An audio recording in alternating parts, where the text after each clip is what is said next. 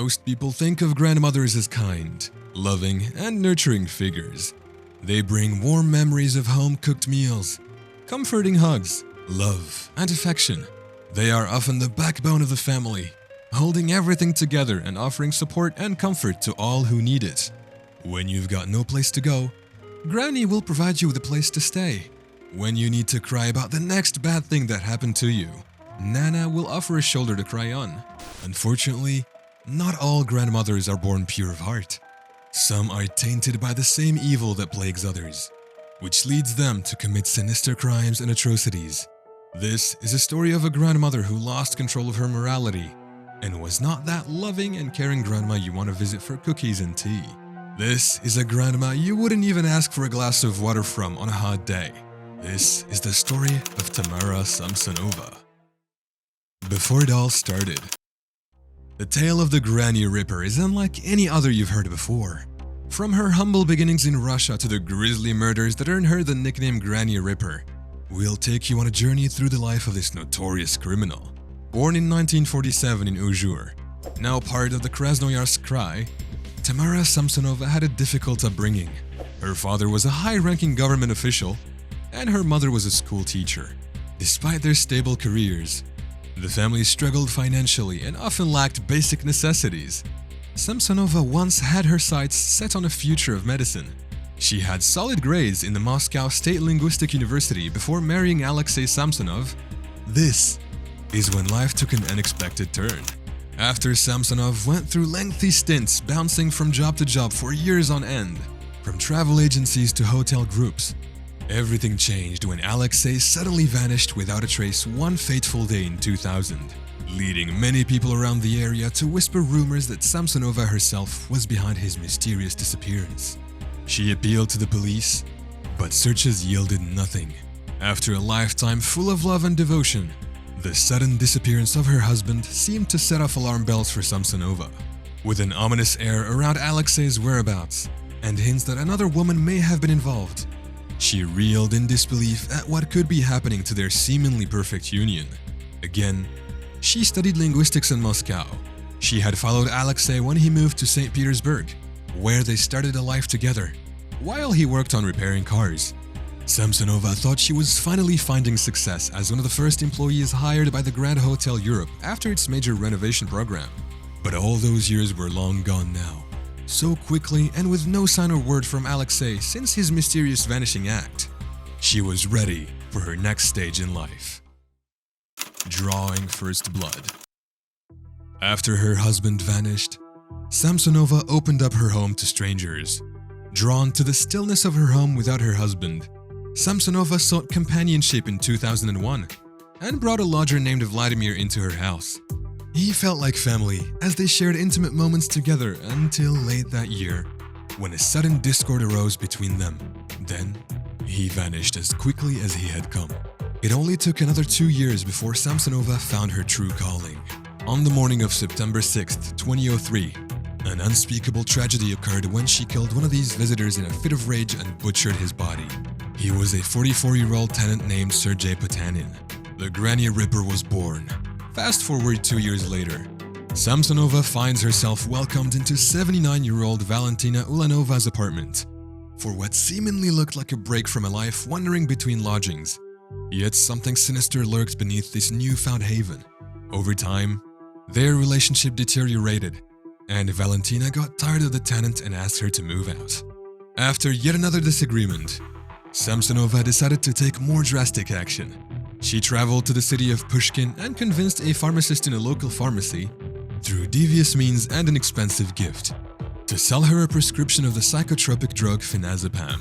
Upon returning home, she bought Valentina Ulanov's favorite Olivier salad from the supermarket, only to fill it with every pill from the pack of phenazepam, resulting in deadly consequences for poor Valentina Ulanov. On the night of July 23rd, Samsonova uncovered a grim reality in her kitchen: Valentina Ulanova's lifeless body.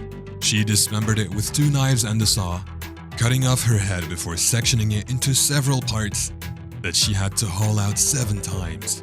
The dark tale only grew stranger when gruesome remnants were found scattered near the home. We can see footage of Samsonova taking out the bins that night, She stood by the apartment building door in a baby blue raincoat, looking like any other old grandma, taking out some trash. On July 26th, on a warm summer night, locals discovered an ominous bundle of plastic bags near their neighborhood pond. The grisly contents within were not initially revealed until someone brave enough ventured to see what was hidden inside, showing the decapitated remains of Ulanova with her limbs severed off. The investigation soon led authorities to house number 10, where they uncovered more evidence: a trail of blood in the bathroom and human parts along a shredded curtain, left by none other than the elderly occupant Samsonova. She was subsequently taken into custody. On July 29, 2015, a court ruling sent the Granny Ripper into custody.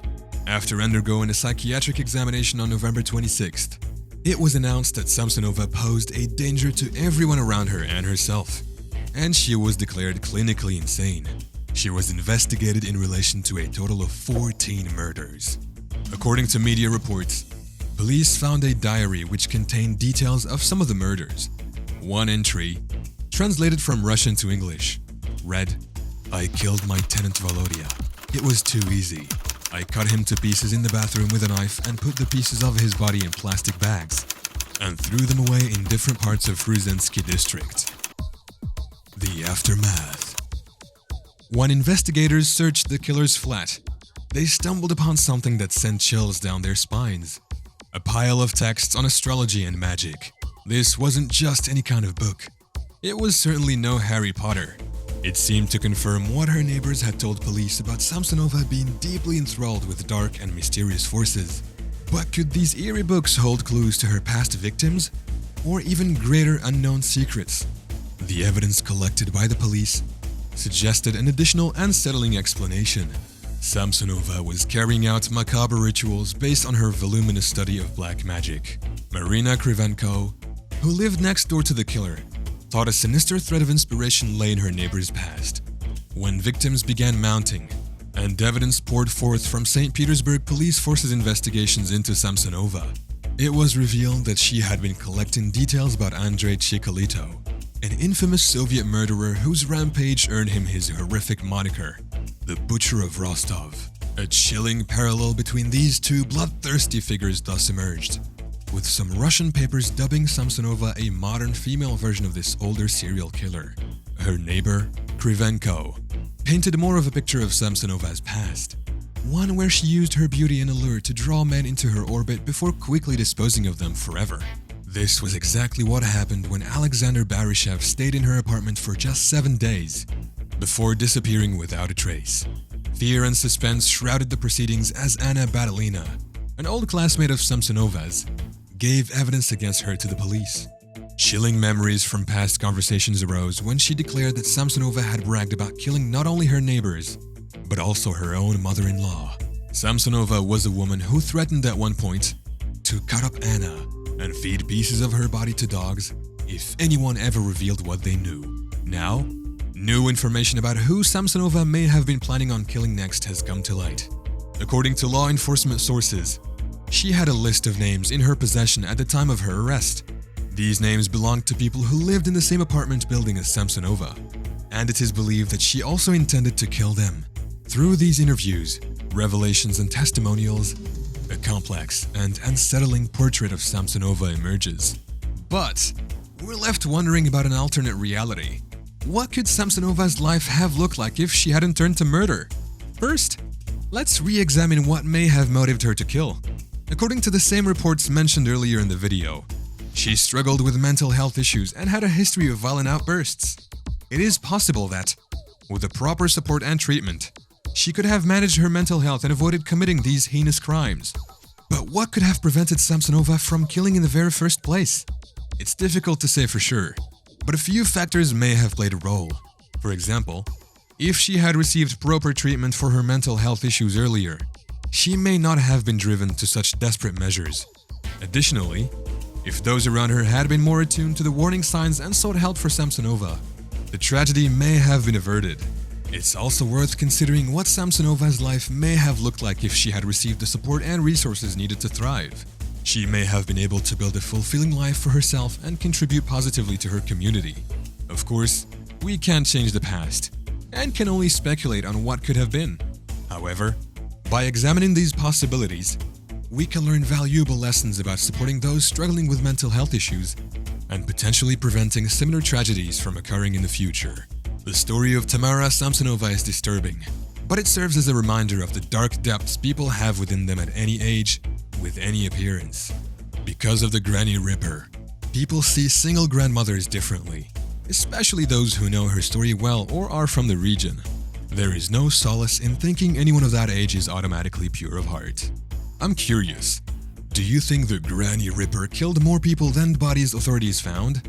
And do you think she would have ever stopped due to her old age?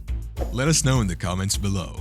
These questions still plague several people close to the case, who don't have a solid answer to what they truly wish they had.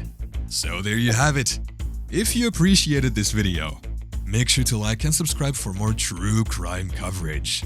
Thanks for watching, and see you soon in the next video.